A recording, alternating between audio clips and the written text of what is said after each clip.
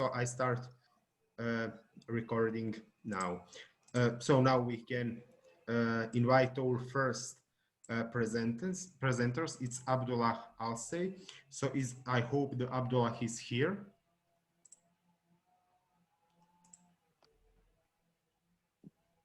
Is Abdullah here? Yes. Yes. Yes. Great. Yes. Abdullah, Just joined. your every presentation should last 10 minutes, so the floor is yours, and I will remind you when you come close to 10 minutes to just let you know, and after that we will have 5 minutes for discussion. So Abdullah, please start your presentation. Okay, thank you.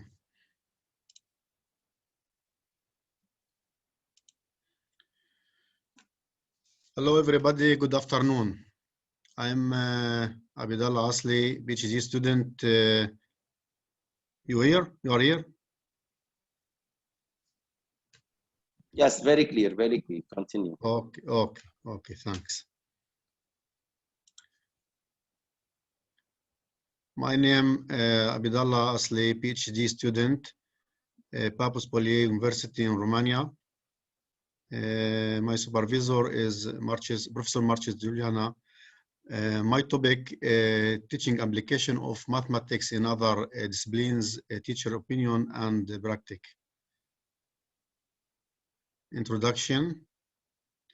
One of the main topics of mathematics teaching nowadays is teaching application of mathematics in various fields, such as science, technology, physics, chemistry, and so on. Abdullah, sorry for interrupting.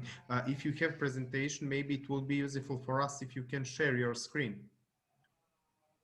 Because Okay, now we see your face without presentation. Thanks. So Thanks. 1 minute. yeah, take your time.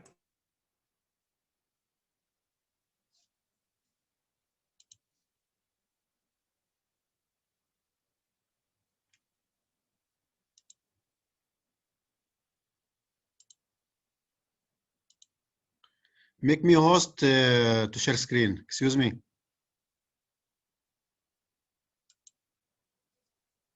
I want to be host. Yes, Kasti, can you help me with this? Because I'm not sure that I can. I want to be host in order to share screen. Just a second. Yep, 1 minute, because I'm also a co-host. I'm not the host. And I'm co-host. So 1 minute. I'm a normal user and I can share my screen, so it should be possible. yes, because I'm also co-host and I'm not able to make you as co-host. Is the Eva? But at the bottom of the screen, Yes. it says share screen. He should be able to, right? Yes, there you can do it. You are starting it. I just tried it out. It's possible. I cannot make a share screen because I don't host. I try and I cannot. You don't have to be a host to share. I have the same issue. Host hasn't activated screen sharing. It's the same issue with me. Just a second. I will try to solve. Now you see. No, we see your face. Not yet. Not yet. It was this problem in the previous session also, that some participant could share and the others could not share the presentation. I could not share screen. I want to be host. Excuse me to be a host in order to share screen.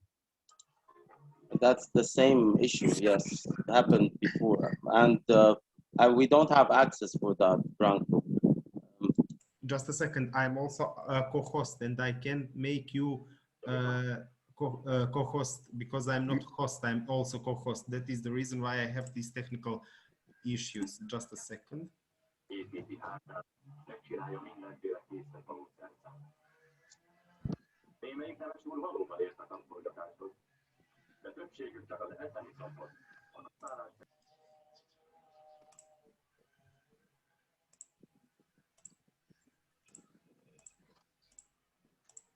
Can you try now?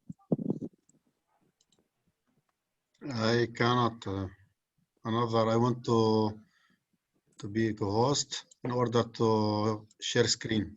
We put all participants can share, and I just want can to start sharing. discuss this with Schultz, and he suggested that those of you who cannot share screen and are presenters, that you should send the slides to Branko or Husam Kasti, and they will share the screen whilst you talk. Okay, so It's a Zoom failure, and they have already made an announcement of it with Zoom to make it fixed, but it hasn't been fixed yet. I'm so sorry. I began to present without screen.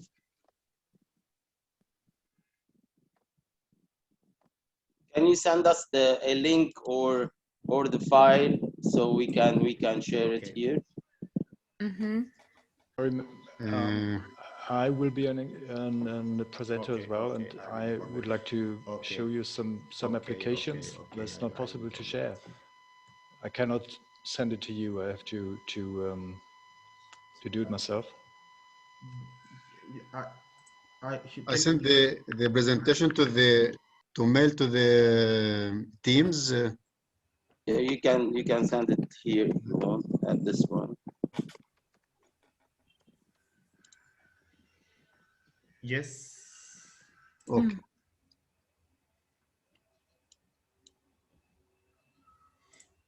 Abdullah, you sent the message on email? One minute. For the sharing options, we have all participants allowed to share, so we shouldn't have a problem with that. But I don't know what is happening. It's a problem with Zoom. The problem is from Not Zoom, with- yes. 1 minute, I send the presentation.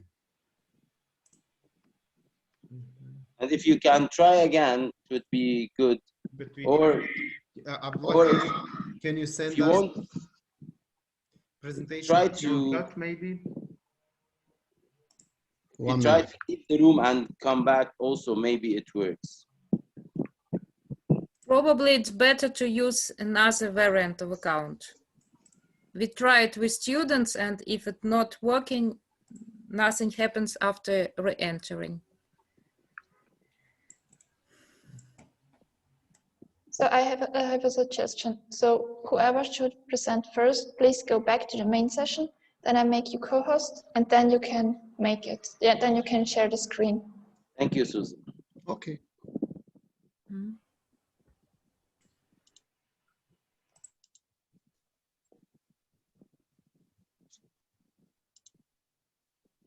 Probably Neil should also go to the main session to be made co-host for later on. So they have to leave the room. Yeah, they have to leave the room, and then they can Abdullah, re-enter. can you leave the room and then? Okay. Then you will be made co-host, and then you can re-enter. Okay. Yeah, because you cannot do it within the room somehow. Zoom mixed it up.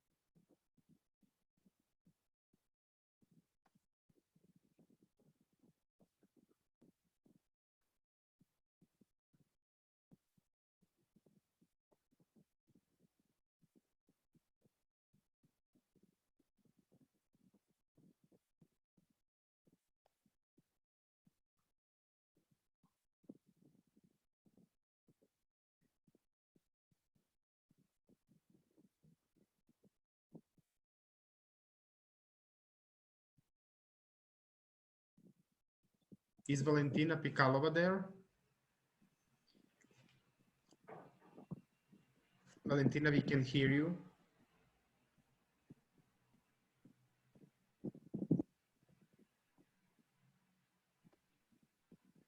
I switch off the microphone. Yes, I'm here, and you propose Maybe to switch places. Yes, if it's okay for you, can we switch? Yeah, if it's okay. So, so next 10 minutes, maybe you can use for your presentation, and next 5 for discussion and the question, and after Okay. that, you find to Abdullah presentation. Thank you very much, and floor is yours. Okay. Hello, everybody. Thank you very much for this opportunity. I will try to, sorry, I would start the timer to be careful with time. Okay, so let me share the screen and I will start my presentation, hopefully.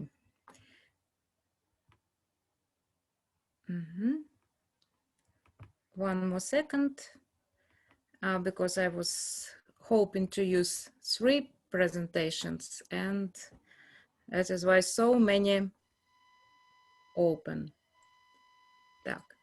Okay, so the topic of my presentation, designing STEM-oriented exploration for pre-service mathematical teachers training.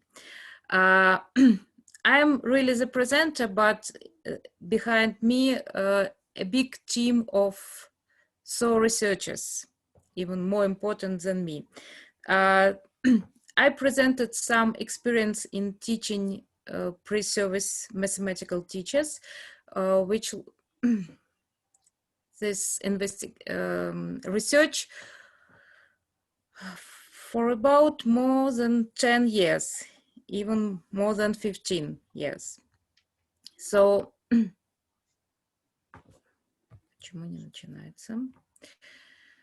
the concept of STEAM education are applied to all the levels of education. Implementing them into professional pre-service mathematical teachers training requires special importance, as the teacher is the main driver of change in education.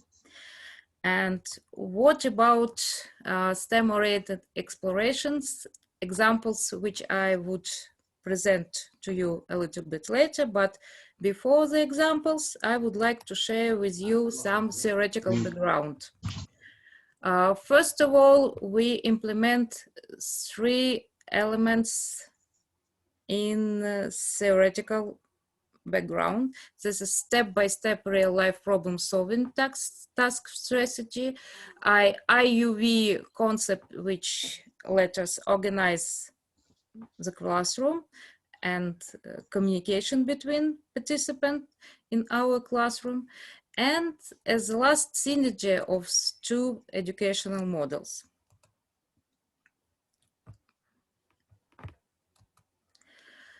Step-by-step strategy to solve a real-life problem task. It's typical and it's cycle when we start with real-life problem, try to formalize it, construct geometrical models, investigate, make some conjecture, maybe return back to first moment when we construct problem model, and then start it again if we are not satisfied with the result. If we satisfied, we can try to construct a deductive proof, maybe become with a theoretical result, and generalize this problem if it's possible. And then again, start the circle from the beginning.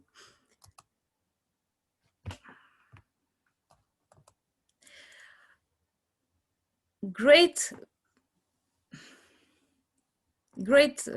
approach, research approach to any constructing of model, of any real problem model, but how to implement it in the classroom, how to teach future teachers, pre-service teachers, how to work with students, how to design with them their research skills.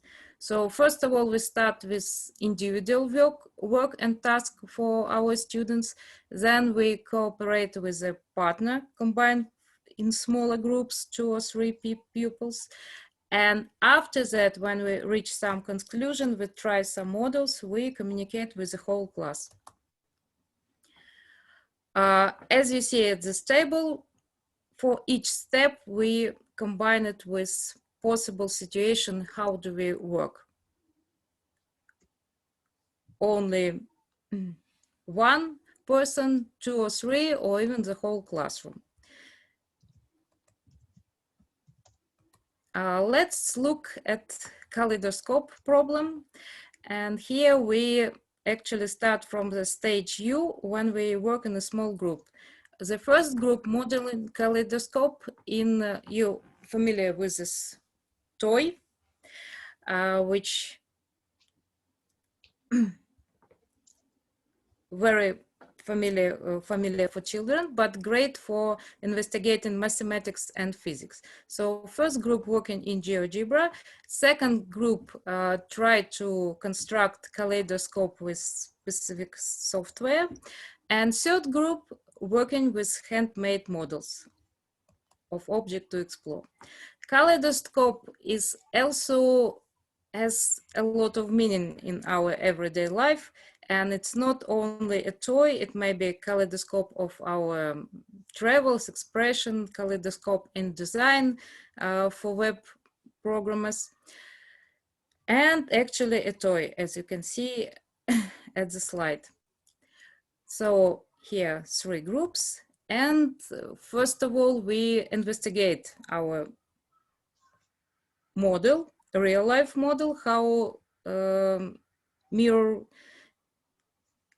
used to actually reflect our object, and how many angles, what typical, what situation, more examples. Again, now we look at the handmade work with our students and the result which we achieve. In GeoGebra, we have a lot of fun with geometric transformation, and interesting moment that if we approach problem from 3 different points of view, we have a great opportunity to gain a lot more knowledge and appreciation for the constructed model than if we work only with something particular, GeoGebra or handmade, doing in different areas works or work, we get a greater result. Here, example, not only, of course, kaleidoscope, other activities with students that help them to be involved and emotionally and practically and in research and other activities. Some of group of students design, I would like to present another research, which I already discussed. 2 minutes till 2 minutes, yeah. The second research is about Ukrainian embroidery. So that's interesting topic because it's connected to culture, to history. It's possible to model in GeoGebra. You can see some quick venue. And the second part was designing in Python. So we designed some software to simulate embroidery process. And here you can see the video fragments, how these topics were designed. And what is the most, it maybe takes some time, so better I post this presentation and you can enjoy it afterwards. Better I open another slide which show us that how much subjects are connected by this project. It's mathematics, engineering, because we can construct some more complex topics, even construct to embroidery machine or understand how it works, history, culture, poetry, music, everything connected by doing this project. So every student can choose their own topic of interest. Nowadays, I change university from preparing pre-service math teachers to Polytechnic University. And in Polytechnic University, I would like to share our project with Arc Creator. That was a surprise for me that students, by their own choice, choose to construct, first of all, so their topic was to construct. При запуске приложения перед нами появляется закруточное окно. Нажимаем на логотип приложения и переходим на главное окно. Чтобы разобраться с работой программы, нужно вызвать вкладку Help для знаков вопроса и кликаем на любое место на окне. Перед нами появляется вкладка Help, ознакомившись с которой мы сможем продолжить работу с программой. Вот. Чтобы построить какую-либо ару, Sorry. So I already out of time, but this was software which designed by students. But first of all, they constructed every arc and explore them in GeoGebra. And last 30 seconds, I can see that I use my time. I would like to share with participants textbook and GeoGebra book with examples of activities that, one second. Okay, so I would like to share this GeoGebra book with a lot of activities for this moment in Ukrainian language, but sketches in GeoGebra language. So you can try it and you can see what we propose for our students and how we step by step design research skills, their research skills. Thank you very much for your attention. Sorry for 1.5 minutes more. It was really interesting and we enjoyed to listening this amazing presentation, but the time was limited and we are a bit late for the technical problem. Yeah. Thank you very much. It was quite interesting, especially with Kalidoscope and embroidering things. So we really enjoy. There is a questions for you. One of the question from Irina is, do you integrate this project into the content of pedagogy course for pre-service teachers? Actually, first two were integrated and they were a result of work with pre-service teachers from the second grade and the last magister, our students in the magister program. That was a Ukrainian embroidery, and we present this project in Poland and Portuguese. So, and that was a diploma work for two girls, one with GeoGebra and another with programming. And they combined together. And the practicum was a result from 5-year work with a lot of examples and few students that help us to design this textbook. Sorry for bragging. And thank you. There is one more question. Activities are in the GeoGebra book, on which are online. Thank you. Yeah, sorry. Okay. How do you integrate poetry in music? Can you give examples or 1, 2, how you like? Actually, if we explore a cultural aspect, it's appear that you can't speak about embroidery and tradition without speaking about music and songs.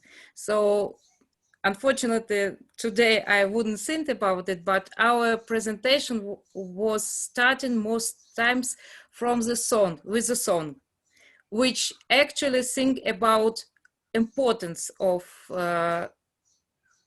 embroider, of clothes with such elements for Ukrainian peoples. So that's somehow, and the embroidery very different from region to region. So there are a lot of regions in Ukraine with different types of embroidery.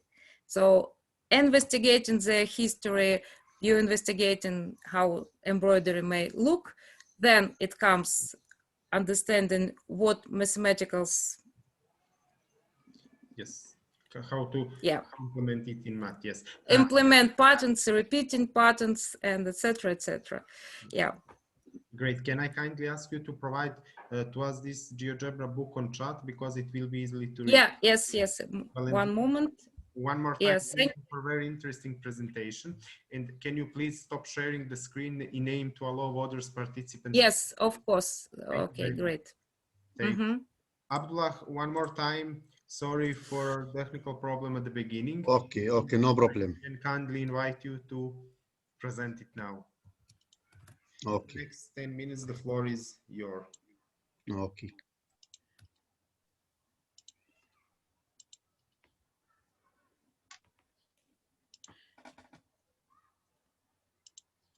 You see now? Yes, we can see it. Thank you. Hello for everybody. Good afternoon. I'm Asli Abdallah from Israel. I learn in Babus Poly University in Romania. My supervisor is Professor Marci Giuliana, and my topic, teaching application of mathematics in other disciplines, teacher's opinion and practice. Introduction. One of the main topic of mathematics teaching nowadays, teaching application of mathematics in various fields, such as science, technology, physics, chemistry, and so on, or what has been known in recent decades as STEAM education. That's mean science, technology, engineering, and mathematics. About STEAM education, STEAM education has become a popular term in education around the world. Many countries recognize the need for manpower with appropriate knowledge and skills for STEAM education and to meet the challenge in the future. And while STEAM has attracted increased attention and numerous studies, but there are still many decisions and dilemmas we see in the presentation later. Research methodology.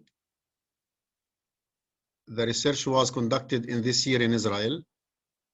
The aim of the research to find out teacher opinion about the benefit and the obstacles of teaching application of mathematics are studied, and to find out if teachers integrate application of mathematics in their teaching and how concretely they do this, how often they include application, and in which disciplines, and application of which mathematical notion, and so.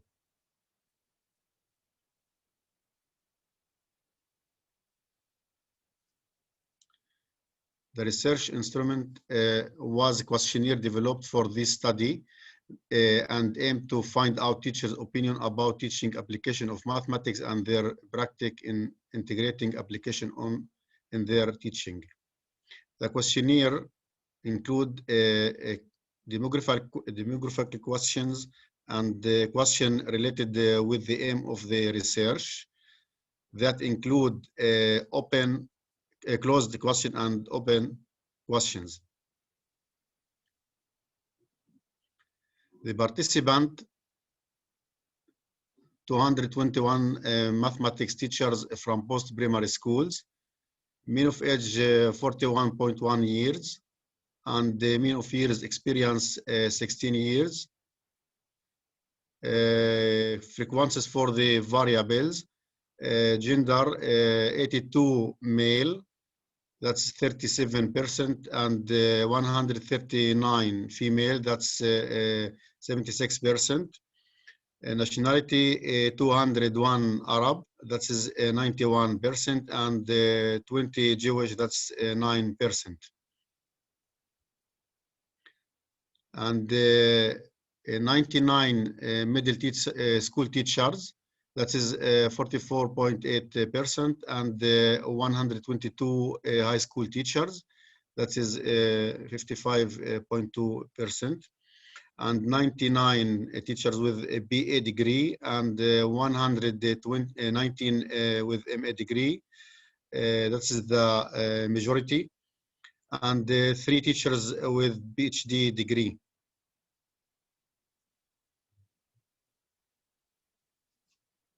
And the results. Do teacher use application of mathematics? This is some of the results. 94 teachers use application of mathematics. That is 42.5%. And 117 don't use application of mathematics. That's 57.5%. Application in which disciplines? 44 teacher in physics, using application in physics. That is 47%. And this is the percent from all teachers that use application, and not for all the participants. 13 in economic, and 1 in chemistry, and 36 in other. That's mean in other application of daily life and so on.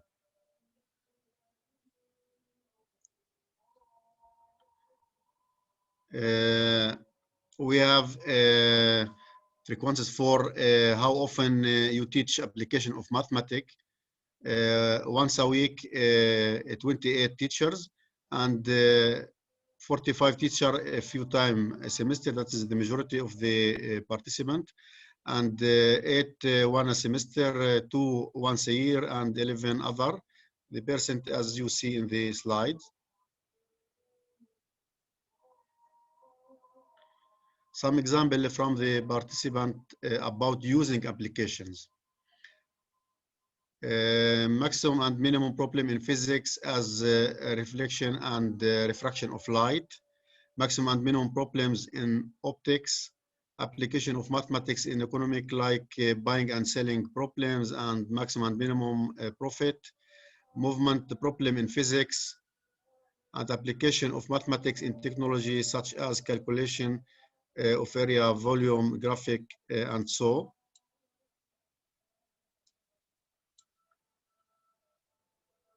And another example, the application of mathematics in everyday life, as in construction, like calculation of area, right angle, and so. Graphic description of maximum and minimum values in other disciplines. Application derived in the various field of knowledge, like physics, economic, and so. Integral application in various field of knowledge. The advantage of teaching application. Most of the participants said that it's very important because it's help a student to understand mathematics and to showing its importance. Arising students' interest for mathematics, motivate students to learn mathematics, exchange the attitude of the students toward mathematics, and math application show to the student the beauty of mathematics and its connection to nature and our lives, and improving achievement of the students. Abdullah, sorry for interrupting, 2 minutes more, so just let you know. What's this? I don't hear. So I just remind you that there is 2 minutes left till end. Okay, okay, 2 minutes, okay. Thank you. The obstacles in teaching application, there is no time for it. Teacher not confident in teaching it. It is not included in the curriculum of mathematics. Student have a poor background in the science to understand, and student have a poor background in the science to appreciate the application. A number of mathematical skills which are normally attained at the end of the mathematical program, and some application require equipment and demonstrators, and teachers are unable or have no skills to teach mathematical application in other disciplines. The profile of the teacher who teach applications, teaching math attitude test was also filled by the participant using the SPSS program, and the statistical test that we use, t-test and f-test and one-way ANOVA and correlations. And the profile of the teacher who teach applications, confident in mathematics teaching method, feel more support in teaching math, have a good connection with the student and can motivate student to learn more, innovative in mathematics teaching. Thank you very much. Well, thank you, Abdullah, for a really interesting presentation and really interesting topic. Is there any question which someone wants to ask to Abdullah, address to him? Abdullah, I have one question. What about biology teacher and their experience and opinions about using this math application in teaching biology or biology topics? I ask this because my background is in biology, and there is really interesting possibility to use some of math application in biological education. So where in your research some biology teacher and some example how to use math application in biology teaching? Okay. The research is for a mathematics teacher and the discipline that they use application.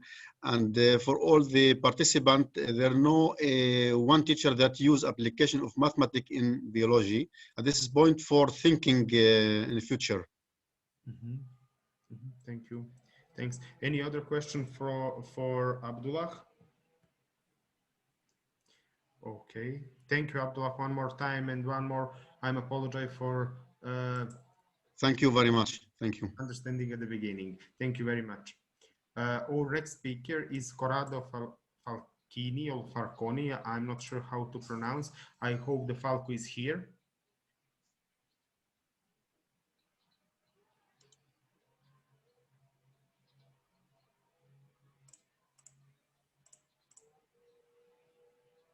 Adela Adela Munten, is she here? I think Nils is Nils is now. Nils? Oh, yeah. There is. And he is here. Okay, then let's hear the Nils presentation. Thank you for suggestion, Kasti. Nils, can you? I just start sharing my screen. One moment, please. There, that one. Okay.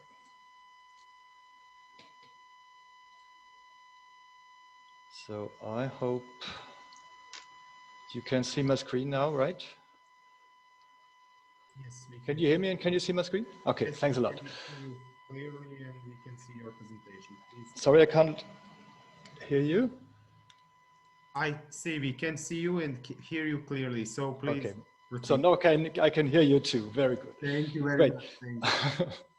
So it's about my name is Nils Bebenkamp. I'm a German. I live in Austria for more than 12 years now.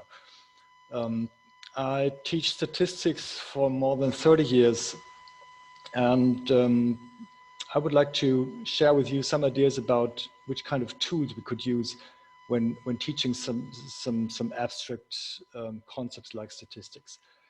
I would like to start with a very basic message, and I think this message has been told many times already during this conference. I don't expect you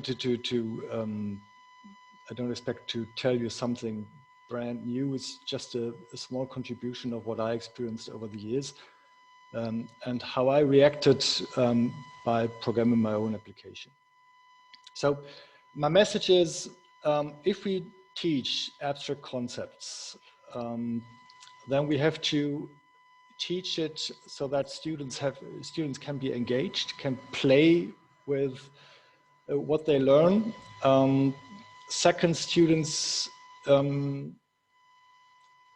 most of our students at least, do not have a profound mathematical background, so these tools should not require previous knowledge in mathematics. And third, they must be highly integrated, and this is my major point. So we have to try to integrate different concepts into one application so that students see and learn, and that we can help students learn how different concepts are interrelated. If we look at some basic concepts in statistics, the most basic concept is how can we describe one statistical variable.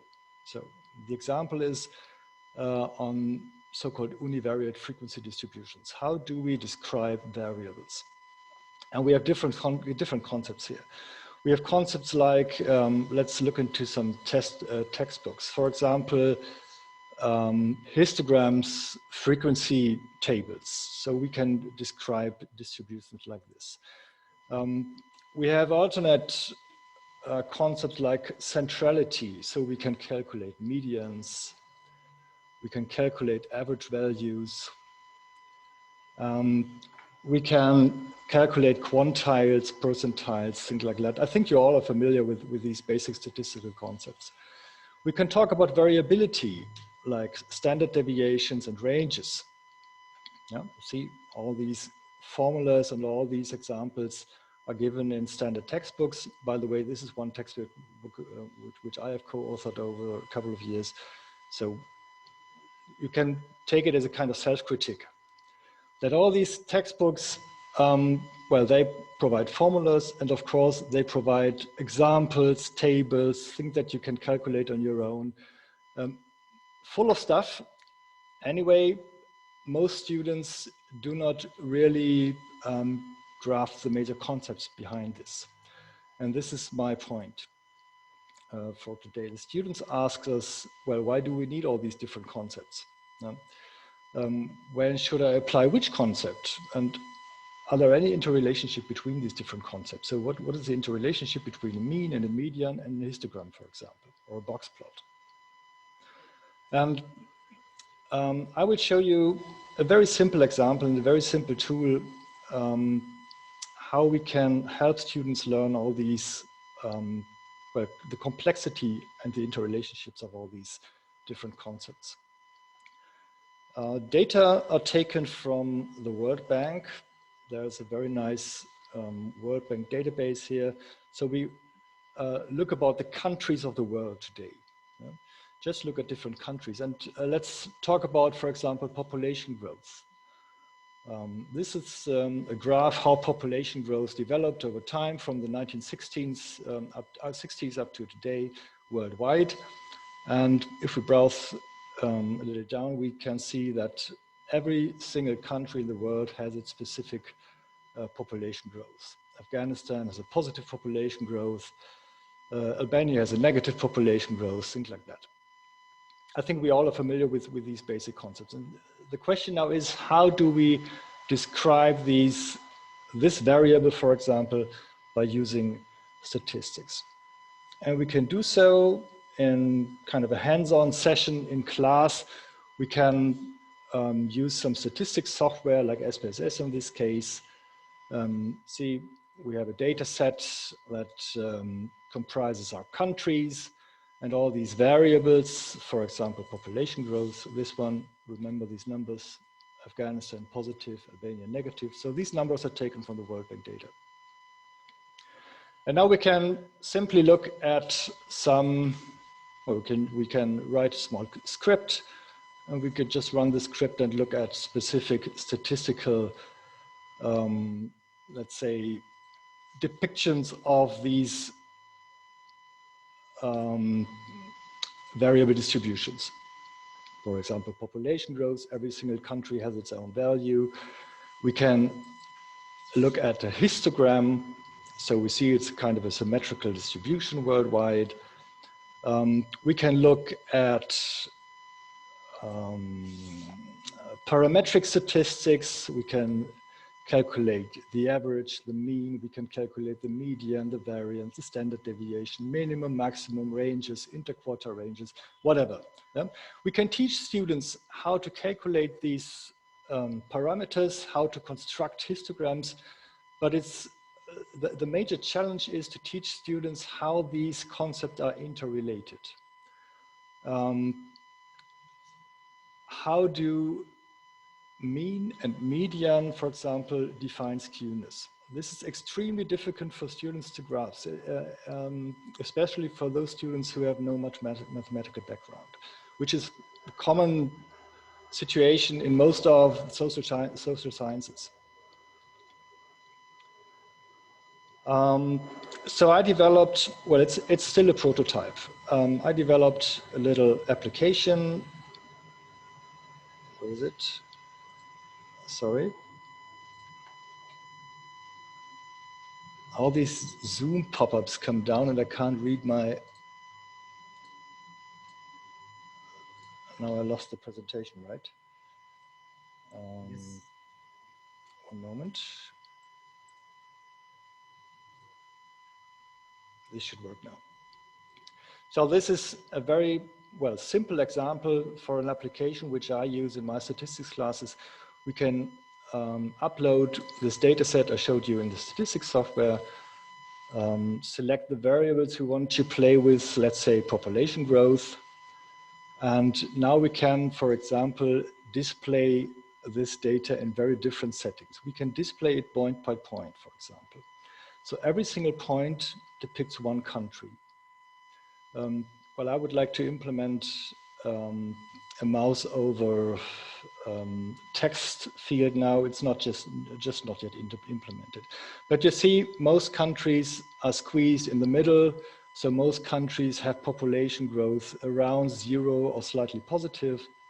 There is one country with extremely low or negative population growth. There's one with extremely high population growth.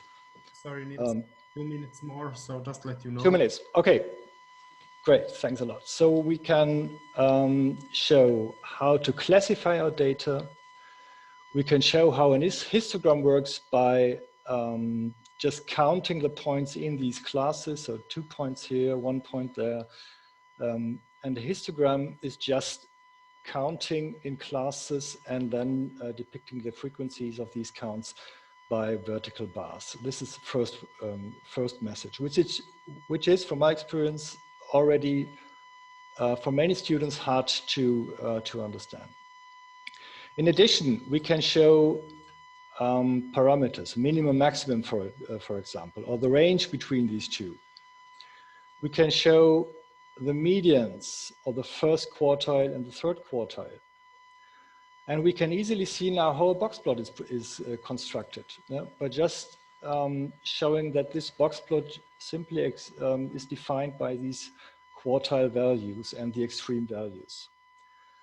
And we can see, of course, how the mean and the median interact. See, now we have quite a symmetrical distribution. So mean and median are more or less equal. If we change our variable, if we look at GDP, for example, GDP per capita, we can see this is an extremely right-skewed distribution now. And here we have our mean and our median, which are completely different. And this is why we, for example, this is one concept in statistics, that we use the median in order to describe the centrality of skewed distributions. And this can be illustrated here very easily. And it's highly integrated because you always see the raw data you do not see only parameters or histograms, but you always see the raw data by this point cloud here in the middle. So you can always depict which country refers to what. Yes, sorry. Yeah. The time. Time is over. Thanks a lot. That's my contribution. Please free to highlight something what you want to highlight.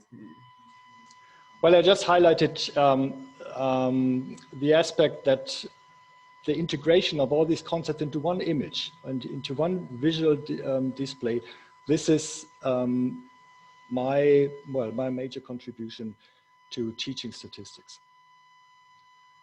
Thank you. Thank you very much for interesting presentation. As my background is not in math, my background is biology. It would be really useful to have this application. How I can, for example, find it? I would like to share it online, but it's still a prototype. So, but stay tuned. It will happen in a couple of weeks. Oh, great! Congratulations! Really, it will be really useful for students and researchers who don't have background in mathematics. That's great. Feel free to ask a question if there is some more question for Niels. Please feel free to ask. Valentina and other people who are attending this session, congratulations, your interesting research and interesting application. Any more questions? Okay.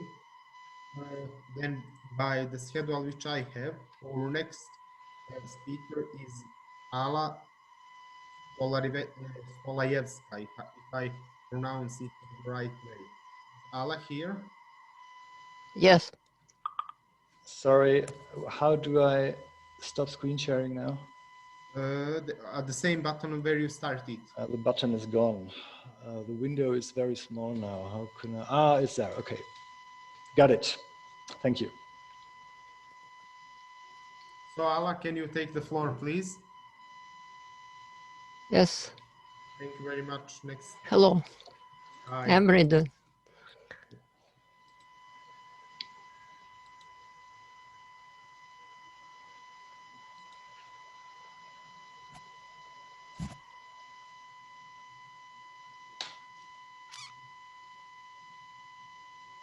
Ala, the bottom of the page is sharing screen button, so you can share your presentation.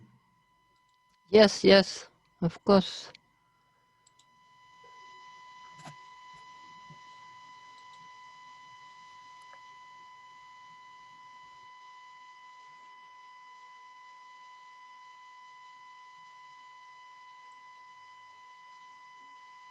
Oh no. Now it's going.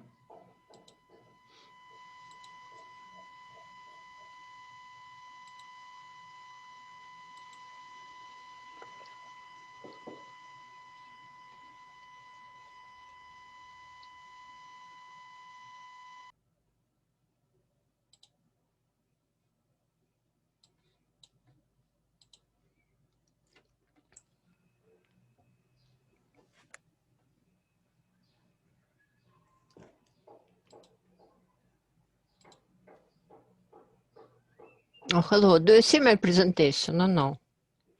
Yes, we can see it. You can see. Hello. I am from Ukraine, from Kharkiv too. The title of my presentation is Serendipity and Randomness in Generative Art. On the second slide, we can see two pictures. The first image is the title of book devoted to conference Cybernetic Serendipity, and the second is the title of the book Creativity and Collaboration, Revisiting Cybernetic Serendipity. Colloquium Creativity and Collaboration, Revisiting Cybernetic Serendipity was held on March 2018.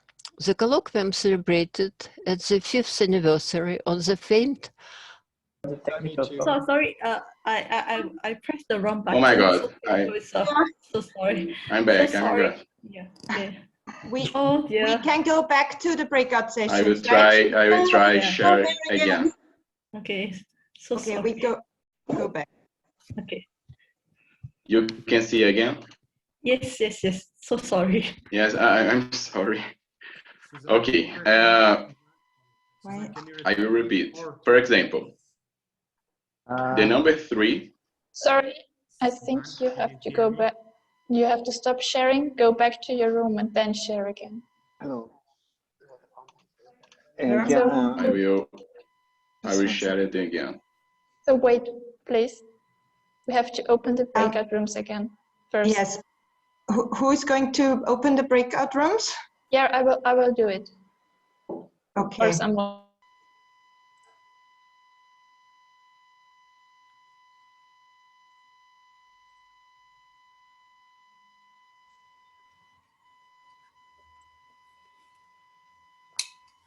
I apologize for these technical problems during the session. Probably my connection is bad. No, it was some technical problem with the creation, so it will work now. Can you please share your presentation and start again, Ala? Sorry.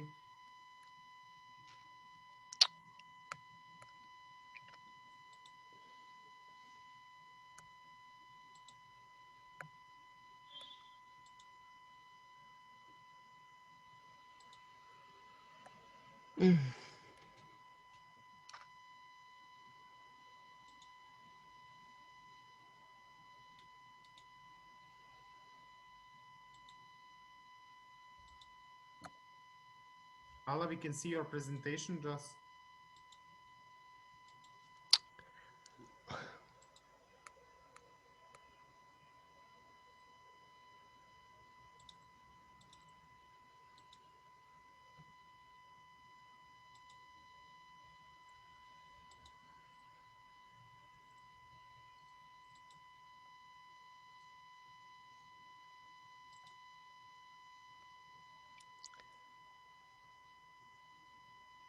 Do you see my Yes, we can see presentation? Yes. I'm sorry, something wrong. Serendipity. Yes.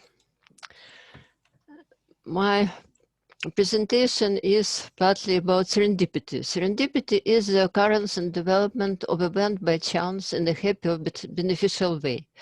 The term serendipity is often applied to inventions made by chance rather than intent. I'm sorry. The exhibition Cybernetic Serendipity was held in 1968. This event allowed rethinking what was happening in digital art at the time and given a creative impetus to the next generation. In the 60s, the pioneers of computer graphics, to whom, for example, Michael Knoll belonged, worked. Knoll was the first to attempt to formulate and test an algorithmic model to create visual behavior. Art, in a sense, is a random process. Generative art, defined as art created by an algorithm, can help create highly accurate copies of work of art. Adding randomness to generative works makes them more human. And therefore, you can hardly find two identical works of art. Let's take a look at how to use randomness as a tool when creating art. We can see Gaussian quadratic by Michael Knoll as an example of algorithmic art. Coordinates along the horizontal axis are chosen by a pseudo-random Gaussian subroutine, while coordinates along the vertical axis are chosen by a quadratic equation. When a coordinate reaches the top, it's reduced modulo 1024 to begin to plane vertically again. Gaussian quadratic was created in 1962. This image reminded Mike Knoll of Picasso Majorly, which he liked at the Museum of Modern Art. In this composition, because Picasso takes apart a traditional subject, a woman holding a guitar, he composed the figure into different planes, angles, lines, and shadings, completely abstracting the face. 6 strings in the center of the picture allude to the guitar, while the triangle on the right appeared to be woman's elbow. Majorly inscribed on the woman bottom of the painting is also the nickname of Picasso's girlfriend. The small treble clef next to the lettering implies Picasso's use of symbols and text to tell a visually modern story. There are two images on one slide. Another painting, Pete Madrian, Composition with Lines, Knoll approach by attempting to quasi-randomly copy an abstract painting on a computer. The black and white painting by Mondrian dates back to early period when he experimented with images of vertical and horizontal lines. Knoll, in his experiment, viewed the computer as a possible creative object, or at least as a close collaborator of the artist. The very same painting by Mondrian is in the Kreuler-Müller Museum in the Netherlands. The depiction in the painting is being used in accordance with fair use for educational purposes and is labeled as abstract art and geometric art. Through his experiment, Knoll combines the field of artificial intelligence, cognitive psychology, and philosophy, and interdisciplinary perspectives that will ultimately define the expanded view of new media art. There are two compositions, and one of the picture is a photograph of a painting by Pete Mondrian, while the other is a photograph of a drawing made by an IBM 7094 digital computer. Which of the two do you think was done by a computer? Because the computer has simulated Mondrian's theme so successfully, something he had foreseen 2 years earlier. Knoll felt an experiment and compared and contrasted the two would reveal some interesting findings. The experiment that Knoll willed to emulate was the famed Turing test, an experiment that provided an early benchmark for the emerging field of artificial intelligence. If the spirit of post-war behavioral psychology, the test measured success by the number of human subjects fooled by his machine. If a questioner could not distinguish between the human or machine response to the machine was said possess intelligence. The results showed that 59 of the subjects preferred the computer-generated image, and only 28 were able to identify a corrected picture produced by Mondrian. The next picture is Homage à Paul Klee. It was a picture by Frida Naquet, and she was made after Paul Klee, Main Pass, and by Weiss. There are detailed description of this composition with using random numbers. The next picture is a painting by Manolo Gamboa from Argentina. It is after Gustav Klimt, Bauergarten. It was the most respectable picture. It was sold approximately for £5 million some years ago in Austria. And we go to our time, to the exhibition in Zurich. The title of this exhibition is Emergence in Generative Art. It was a tribute to the mathematician John Horton Conway, whose main gift to the world was the famous game of love. The theory of game of love was popularized in 1970 article in Scientific American. The exhibition curators included works of four generative artists, Gerald Tarbell, Alexander Reben, Kjetil Goret, and Manolo Gamboa Naun. We could see his picture on the previous slide. There are pictures devoted to Conway Game of Life, and this is one of the author from previous slide. Sorry, this Anna, is Gerald Tarbell. Sorry for interrupting. 2 minutes left, so just to let you know. Oh? Yes, 2 minutes. Gerald Tarbell. He told on the conference his story about jungles in Peru. He told as they evoke this mysterious scene. This mysterious scene were found in other places. Even one was found in Florida in the United States. And then somebody with enough patience sat and watched him. And they discovered that it was spider nest. And this spider nest went Tarbell to his famous painting Happy Place. Happy Place connected with friends. Friends are initially placed around the perimeter of a circle. Immediately after connected system is started, a rudimentary best fit structure takes form. Nervously, it rearranged its configuration as a result of the individual desire of the node it is composed of. The nodes are represented as square.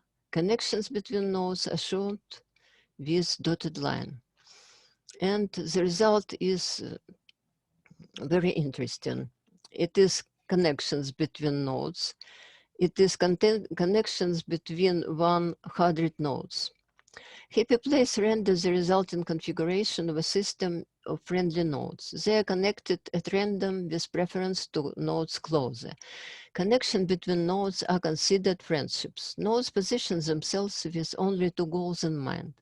Move close to friends, but no closer than some minimum distance. Distance self from non-friends as reasonably as possible, approximately as in game of life. And my... Ala, sorry, the time was over. So if you can highlight in several sentences the most important things before the question. Thank you very much. Time is over. Yes. It's fly when we're presenting. Thank you for your attention. No, it is a picture's reprint of Serendip about serendipity. Okay. Thank you very much for a very interesting presentation. Is there any question for Ala? Ala, people, congratulations to you. And it was really interesting, and it was clear connection between math and art. And I really enjoy, especially when you present this Clint's connection with their pictures. It was really interesting. Congratulations. Is there any other question for All Ala? pictures are pictures of generative artists. All of them have some serendipity inside. That's why they could create their pictures, I think. And the theme is very popular now. For example, one of Switzerland scientists, AA, wrote a book, Interdisciplinary Research Boosted by Serendipity. And the gift of interdisciplinary towards an ability to think across disciplines. This book, Interdisciplinary Research Boosted by Serendipity, is very interesting, and this is approximately about these things. And I think that this idea is not bad, because products of art design, such as painting, sculpture, music, or film, can directly inspire scientists and engineers. And divergent thinking consists in finding many solutions in the same problem. Ala, people, congratulations, your interesting presentation, especially because this is a new topic for many of us. So thank you very much one more time. Valentina, thank you too. Yes, Valentina said this is very interesting connection between programming and art, and it's great topic as well. Niels, thank you, and this topic is for him new, but it's also for me new, so it's really interesting. And one more time, congratulations. We can move on our next speaker, Elizabeth Delin. I hope is here. Is Elizabeth here? Yes, I'm here. Thank you very much. The floor is yours in the next 10 minutes. Thank you. I'm going to share my screen. To be honest, it's not easy to come as next after such a great artist like Picasso and Klimt, but I will try my best. I wanted to start my presentation with a question, what is the connection between jewelry and mathematics? But now, after hearing the great presentations of Valentina and you, Alla, I'm 100% sure that you all know that there is a clear connection between jewelry and mathematics. My name is Erzsébet Deliné-Pőce. I'm from Hungary, Budapest. And to be honest, I'm not a mathematician. I studied German philology and psychology, and currently I'm working as a freelance jewelry designer, coach, and trainer. When I was preparing for the presentation, I was making thoughts, what is my personal connection to mathematics? And I traveled back in time, and I found a memory from more than 20 years ago. I had my very first student in mathematics, and teaching is still a part of my life. And I'm also giving German lessons to a mathematics professor who is actually one of the organizers of this conference, of this event. And it was his suggestion to cooperate with a young lady, Julia Handel, from Germany, who is studying mathematics at the University of Linz. She's also designing jewelry like me, but in a slightly different way than I do. Unfortunately, she cannot be here today, but I'm presenting and representing in her name as well. With the help of her mentor, she developed a program which is able to model geometric grids, shapes, and structures. And you can see here on this slide the pattern of our common work of a jewelry set. It has a beautiful name, 3R19 squares. It sounds like R2D2 for me, right? So the design for the earrings and pendants is based on this grid. As you can see, it lives on the 3-4-6-4 grid. This grid has two different classes of edges, and it requires a set of two different curves to fill the plane. And any two of these curves form a deformed square, as indicated by white and black chords. I will explain you more on the next slide what I mean with silk chords. The curve set is of order 19, and its square tile encloses 19 squares. So much about the theoretical background, but how can we turn theory into wearable art and design? I'm mainly creating soutache jewelry. Soutache is a very interesting material, is a very thin silk cord, which is enormous flexible. It's 3-4 millimeter wide. And with the help of this technique, you can create anything. So you can incorporate different materials. It can be created unlimited number of shapes and patterns. You can see here all the materials I used for this project. The silk cord, the soutache cord, holds together the geometric shapes that form the grid, as we could see it on the previous slide. And the triangular and the rectangular beads are glued first on a fabric. This is a felt fabric, and the soutache cord is sewn stitch by stitch by hand. We also defined some philosophy behind. Moving to the next slide, you can see the work steps. So this is the work in progress, how a pair of earrings are designed. And the philosophy is the following.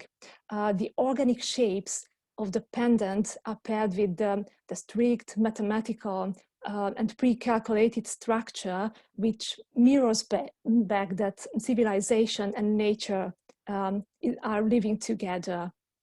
And this was not the last step. We moved forward and we organized the photo shooting to prove that mathematics can be funny, can be sexy, has its female side as well. The photo shooting was organized in a professional studio in Budapest, and you can see myself on the left-hand side. On the right-hand side, the co-author, Julia, who is owning now the complete set. So if you would like to see it, to check it in 3 dimensions, just drop her a message. So actually, this was, in short sentences, the presentation of the wearable jewelry we created together. I really thank you for your attention. And here you can see all my availabilities. I would be more than happy if you just drop me an email or just give me a call, and we can cooperate, collaborate. As I think great possibilities and great people are here today. And I'm open for questions now.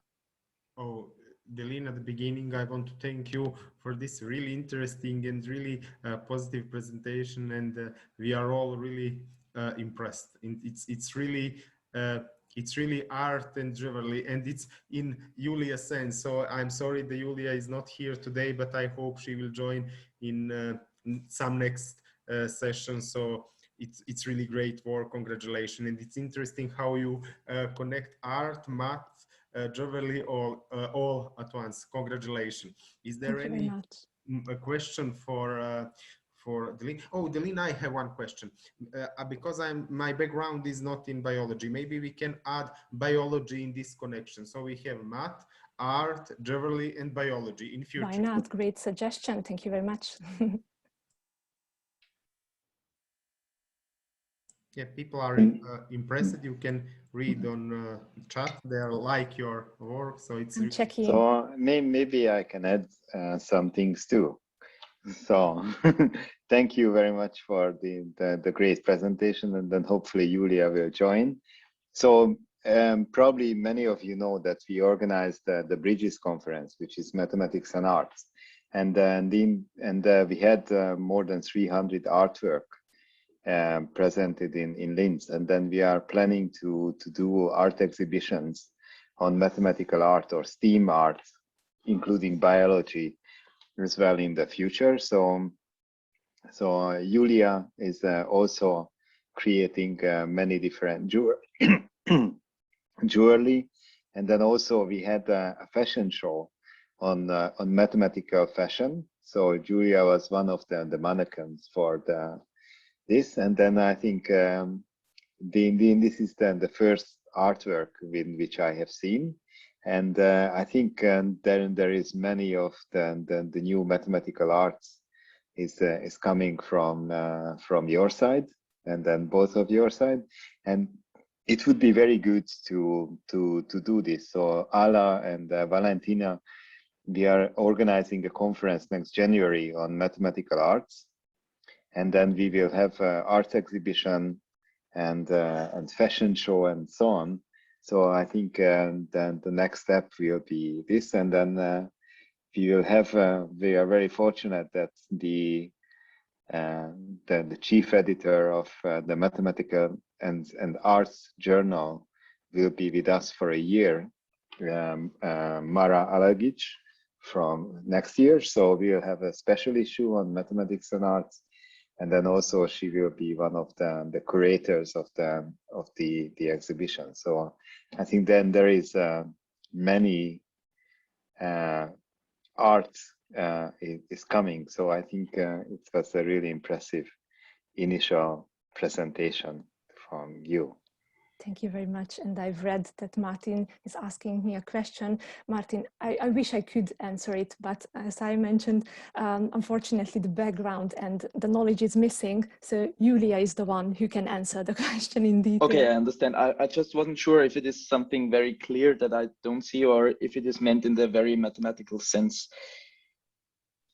So, but it's rather the latter.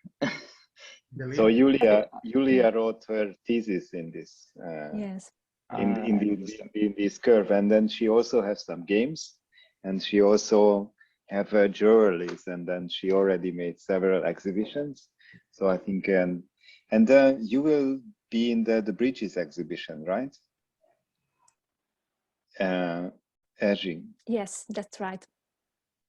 So we have the Mathematics and Arts conference in Helsinki, the Bridges, and it's a very strict selection criteria with mathematicians and artists, and this jewelry was selected as one of the the art pieces to be exhibited in Bridges in August, online. Unfortunately. But there is one more suggestion from my side. Maybe this question with which Martin Meyerhofer raised, maybe you can use it like a marketing. If you order the jewelry, you can know what actually it means. So think about it. There is one more question from my side as well. Vahid is one of presenters which had some problem and he didn't jump in his session previous. So he asked if it's possible to present shortly now. Is it possible, Professor Jolt? Maybe 5 minutes, just don't let it lost. Franco, I think this is resolved already. I think he resolved it? Oh, great.